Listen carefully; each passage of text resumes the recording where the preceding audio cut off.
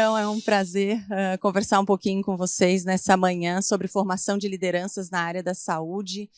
E a gente sabe o quanto é complexo o ambiente de saúde e fazer gestão de todo esse processo, seja em qual ambiente for, no ambiente hospitalar, ou numa gestão de rede de clínicas, ou numa gestão de plano de saúde. A gente sabe que isso é bastante desafiador e nem sempre a gente encontra tantas formações específicas ou especializadas na área que requer um conhecimento amplo, né? Como a gente viu agora há pouco em todo esse evento, um conhecimento em tecnologia, um conhecimento em técnico na área da saúde, conhecimento em gestão, conhecimento em finanças. A gente sabe a complexidade que esse processo requer. Então, eu trouxe aqui para vocês, basicamente, 3 etapas aqui para a gente conversar essa manhã, né? Trazer um pouquinho sobre o contexto, né, da área da saúde, o que nós estamos vivendo nesse momento na área da saúde, um contexto sobre as competências, e aqui eu vou me ater mais ao que a gente chama de soft skills, as competências comportamentais que estão previstas para as lideranças de agora, nesse momento já, né, o que a literatura diz. E vou falar também, contar um pouquinho para vocês sobre uma iniciativa da Federação das Indústrias que vai ao encontro desse nosso bate-papo aqui de hoje também.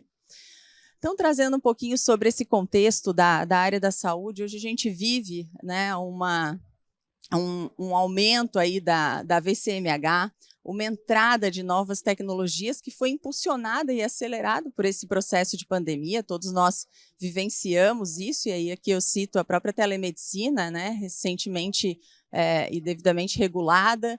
Então, temos também aqui todo um processo de fragmentação, muitas vezes, no setor, então isso traz uma dificuldade entre toda a cadeia de valor do setor de saúde. Muitas vezes não tem essa interação, tanto do ponto de vista da cadeia de valor do setor da saúde, como também do ponto de vista do próprio indivíduo, do cuidado da saúde dele, né?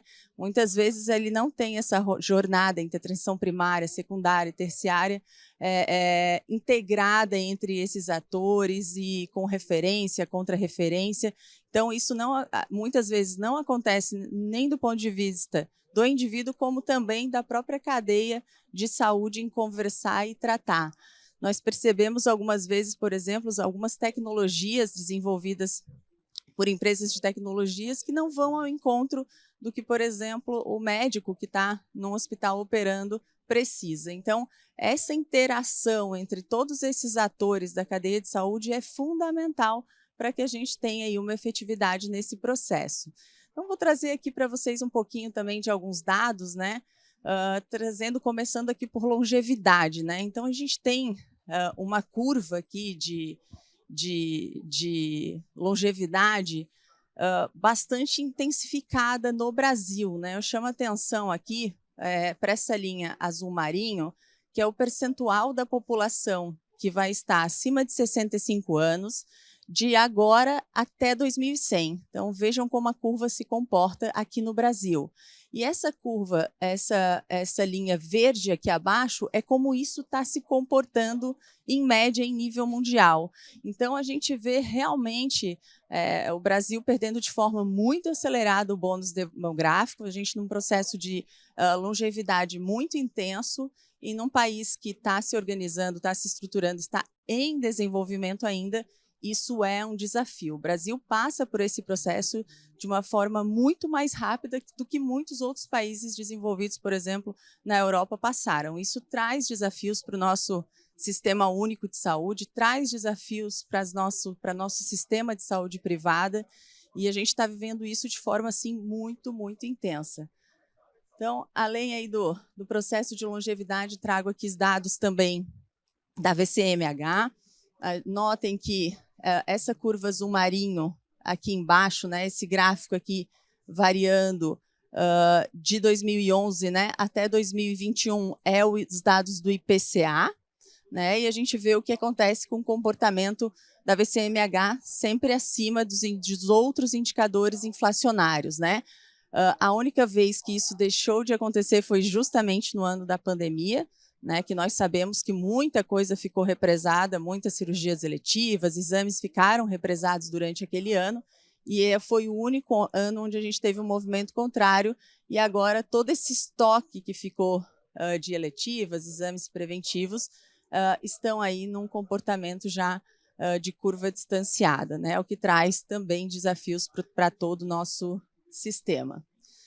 Um outro dado que é tema, né, desse evento, desse summit, né, tratado do início ao fim dele, é justamente esse processo de mudança no contexto, né, do cuidado em saúde antes da pandemia e agora o que nós estamos vendo durante a pandemia. Então, nós tínhamos um volume de atendimento físico, presencial, muito maior do que nós estamos vivendo agora, e da mesma forma uma ampliação do teleatendimento, do mundo virtual e de todo o mundo digital dentro do setor de saúde. Isso acontece num processo de aceleração que certamente não seria nesse formato se a pandemia não tivesse acontecido. Então, traz desafios, traz a necessidade de mudanças de mindset, de análise, de regulamentação e toda uma preocupação com esse processo de regulamentação desse mundo.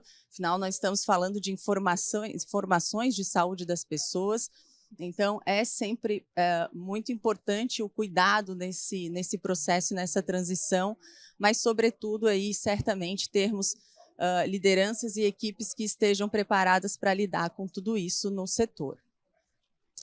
Aqui eu trouxe também uma publicação recente da Elsevier, foi uma publicação onde eles trazem um contexto, é uma publicação muito interessante.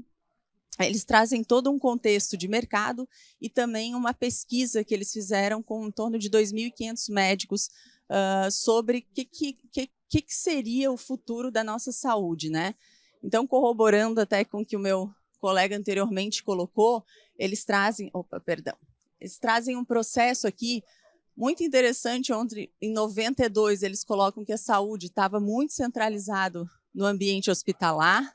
Em 2022, a gente tem aí um mix de ambiente hospitalar e unidades de saúde, clínicas, unidades básicas de saúde, né? Já se tem uma transição aqui de coordenação de cuidado, de outros atores, outras formações trabalhando em conjunto. E em 2032 traz exatamente o que o meu colega anteriormente falou, esse cuidado da saúde em casa, esse processo de monitoramento com o uso de tecnologia em casa. Isso já vem acontecendo em alguns países de uma maneira muito forte. Tem também um movimento no Brasil que já começa a se acelerar, até por conta do processo de longevidade e envelhecimento da população. E aí, quando a gente pergunta, essa aqui é uma pesquisa, ficou ali atrás a fonte, mas é uma pesquisa do Great Place to Work. Então, eles perguntaram, né, são milhares de respondentes, qual o principal empecilho para a inovação na sua empresa? Isso foi uma pergunta geral, tá? Não é só do mercado de saúde, foi para as empresas como um todo. E a resposta da grande maioria das pessoas a essa pergunta foi mentalidade da liderança. Então, o grande empecilho para a inovação de uma empresa foi colocado como maior motivo a mentalidade justamente da liderança, que é quem deveria dar a luz, o norte, a orientação. Então, certamente, isso nos traz uma análise aqui importante, e nós trabalhamos, né, eu me dedico ao trabalho para a indústria, trabalho na Federação das Indústrias, então a gente tem discutido isso nos mais diferentes âmbitos, e não é diferente também na indústria da saúde ou no próprio setor, a necessidade de trabalhar lideranças que estejam com um mindset voltado para esse novo mundo aí que nós estamos vivendo. Então, algumas tecnologias já mais maduras e com regulamentação para implementação, e outras que vão ter que estar sendo vistas e entendidas e melhor processadas para um futuro, que alguns muito próximos do que a gente está vivendo, alguns um pouco mais distante, como a gente vai lidar tudo isso e como nós vamos preparar, formar as nossas equipes também para lidar com esse novo mundo. Então, quando a gente analisa, se a gente pensar quais são as competências, né, que uma liderança precisaria ter hoje, de acordo com as pesquisas, aqui foi um trabalho de uma consultoria de nível mundial, onde eles buscaram justamente consolidar essas competências muito inspirados no que a Forbes trazia e também numa consultoria americana já que existe desde a década de 60, 70, chamada Korn Ferry. É uma consultoria que está presente em 53 países e eles procuraram consolidar quais seriam as 5 competências requeridas para que a gente não tivesse a liderança como um empecilho nesse processo de implementação de tecnologia e de inovação. E aí apareceram essas 5 competências. Então, a primeira delas, adaptabilidade e atualização constante. Então, como um processo importantíssimo, acho que a adaptabilidade talvez foi o que todos nós aqui tivemos que ter de uma maneira muito repentina, né, em 2020. Então, é um processo que não aconteceu apenas na pandemia, mas com as mudanças rápidas que nós estamos vivendo, certamente é um processo que o ser humano vai ter que estar constantemente mais preparados. Além disso, né, estudar. Então, o mundo da tecnologia, né, era um mundo que até então eu tinha um contato muito raso, eu era usuária. E aí eu me vejo nos últimos 3 anos tendo que estudar, entender minimamente esse processo, como funciona, porque fica inclusive difícil liderar qualquer equipe sem um conhecimento mínimo, sem pensar muito com esse mindset digital. Senão a gente pensa sempre em soluções analógicas naturalmente. Então, esse estudo, esse aprofundamento, essa discussão é fundamental.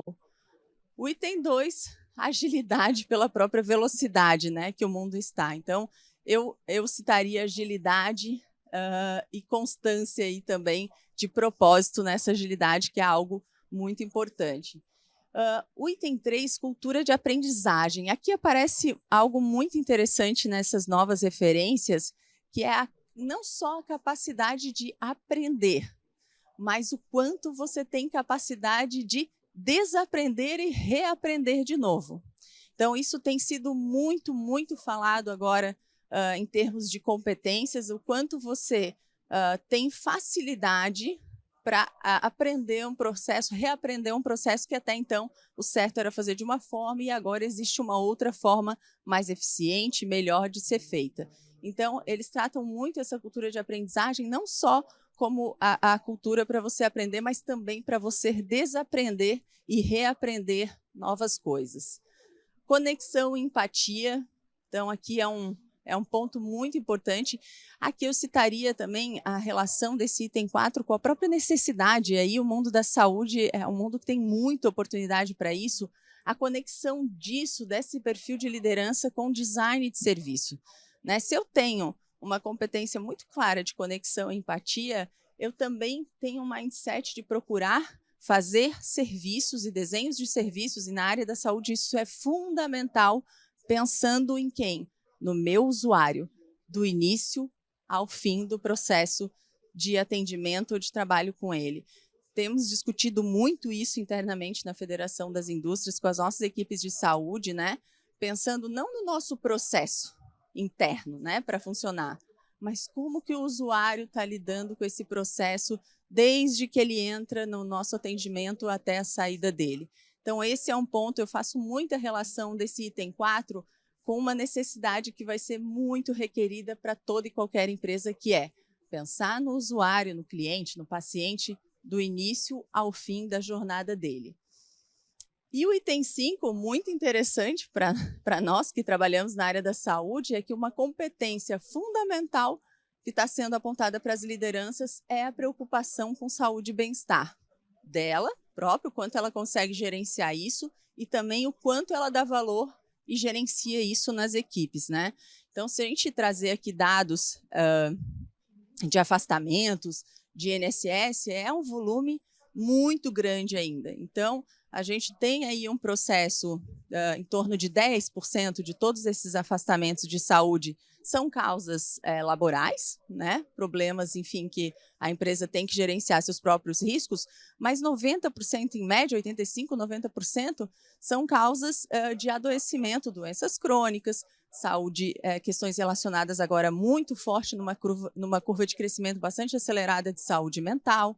Então, a gente tem aí certamente que formar lideranças mais preparadas para lidar com as equipes e fomentar o processo de cuidado, de prevenção e de promoção da saúde dentro do ambiente de trabalho, sob o risco de agravar ainda mais o que nós estamos vivendo no mundo do trabalho em Santa Catarina neste momento, que é de apagão, com as empresas tendo dificuldade de encontrar pessoas preparadas, e isso não é diferente no nosso ambiente de saúde. Então, essas seriam as 5 competências requeridas pelas lideranças, que estão sendo muito tratadas por essas fontes muito respeitadas, né? E a gente costuma, às vezes a gente ouve, né? Ou a pessoa nasce líder ou não adianta, né? E essa frase, ela é uma frase que não é verdadeira. As competências comportamentais, elas são treináveis, elas são aprendidas, elas precisam ser trabalhadas diariamente, permanentemente, da mesma forma que as competências técnicas. Então, a pessoa não nasce líder, ela trabalha, estuda, se prepara e exercita diariamente competências para ser um bom líder. Então, esse é um ponto importante. Então, sim, é possível fazer um processo efetivo de formação de lideranças. E aí, vou contar para vocês, então, um pouquinho de uma iniciativa, que é uma sugestão para que a gente trabalhe de forma mais específica as lideranças do setor de saúde. Nós inauguramos recentemente, dentro da Federação das Indústrias, aqui próximo no Itacorubi, uma academia Fiesc de negócios, com ambientes preparados, modernos, para que a gente possa trabalhar nas mais diversas formações. E uma das formações que justamente nós estamos pensando em iniciar já no próximo ano, e daqui a pouco a gente deve começar o processo de divulgação, é justamente uma formação de lideranças no setor de saúde. Vamos ver se o vídeo vai funcionar. Ops. Vocês conseguem dar um play no vídeo para mim?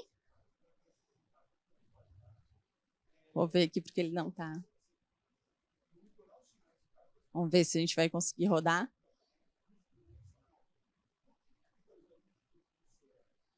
Não? Não? Ixi, tá bom. Depois a gente encaminha aí para o e-mail de todos vocês, eu converso com o doutor Ademar. Então, aqui a gente tem um propósito de transformar os negócios, recriar e viabilizar negócios sustentáveis, né?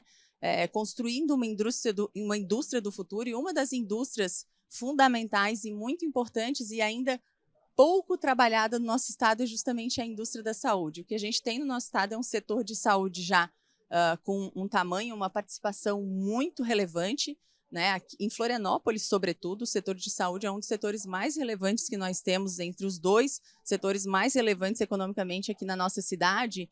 Mas se a gente pensar em termos de estado, a indústria da saúde ainda ela é muito pequena perto do que a gente teria de demanda e do que a gente poderia estar. Então, esse é algo que também nós vamos fomentar, e a gente viu em 2020 o quanto custa a gente não ter uma produção industrial voltada para a área da saúde, o quanto essa dependência externa de todos os insumos pode nos causar problemas. Então, é algo que também a gente entende que em Santa Catarina há um ecossistema muito capaz de fomentar o desenvolvimento da nossa indústria também da saúde, assim como a gente tem em outros setores.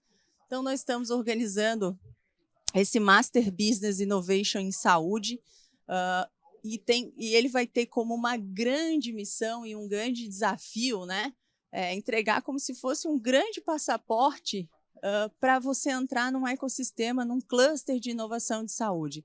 A ideia é conectar diversos atores da nossa rede de saúde, né, e a gente sabe que é uma rede extensa, então nós temos aqui todo o mercado consumidor, né, as pessoas, as empresas, né, que compram e consomem saúde, as operadoras, os planos de saúde, a rede prestadora, cadeia de fornecedores, cadeia de ensino e inovação, profissionais de saúde, governo, e a gente tem outros ainda. Então, certamente, o grande objetivo é reunir pessoas de perfis diversificados para que façam um processo de formação bastante intenso em conjunto e tenham oportunidades de troca. Quantas vezes a gente recebeu, às vezes, por exemplo, alguma tecnologia que era voltada aos trabalhadores de uma empresa, e a gente sabe que, na prática, seria muito difícil a implementação daquela tecnologia no dia a dia dos trabalhadores daquelas empresas. Então, esse processo de interação e conversa, onde quem compra e consome saúde, onde quem vende saúde e toda a cadeia que está envolvida nesse processo, a gente entende que a gente vai ter uma redução de desperdícios, de desenvolvimentos que poderiam ter sido mais assertivos desde o início, seja no fornecimento de insumos, né, para toda a rede, seja no fornecimento de serviços, seja no desenvolvimento de tecnologias, que é um ponto de atenção. Hoje, quem tem empresas que precisa contratar desenvolvedores, sabe o quanto esse mercado está desafiador, o quanto nós temos dificuldade, falta desses profissionais na área. Então, a ideia é que a gente realmente forme aqui um ecossistema com troca, com cooperação, para que a gente tenha soluções mais assertivas e em conjunto numa relação aí para todo o setor de ganha-ganha. Então, essa é a proposição. Temos como curador desse MBI o presidente aqui da Associação Catarinense de Medicina, doutor Ademar, que tem sido um grande parceiro nesse processo de desenvolvimento, discussão e formação dessa ideia aqui em Florianópolis. Então, seria isso. Acho que era uma conversa bastante importante. Eu vejo ainda que se discute muito pouco sobre lideranças em saúde. Nós não temos assim tanta oferta de formações específicas para essas lideranças dentro desse setor, que eu entendo que requer aí realmente conhecimentos muito profundos. É um setor que tem uma regulação densa e fundamental para o funcionamento também, e então são competências realmente que requerem treinamento e formação bastante específica. Então, queria agradecer pela atenção de todos vocês, muito obrigada, e nos vemos numa próxima oportunidade. Hoje à tarde estarei num outro painel aqui sobre o ecossistema de Florianópolis também. Obrigada.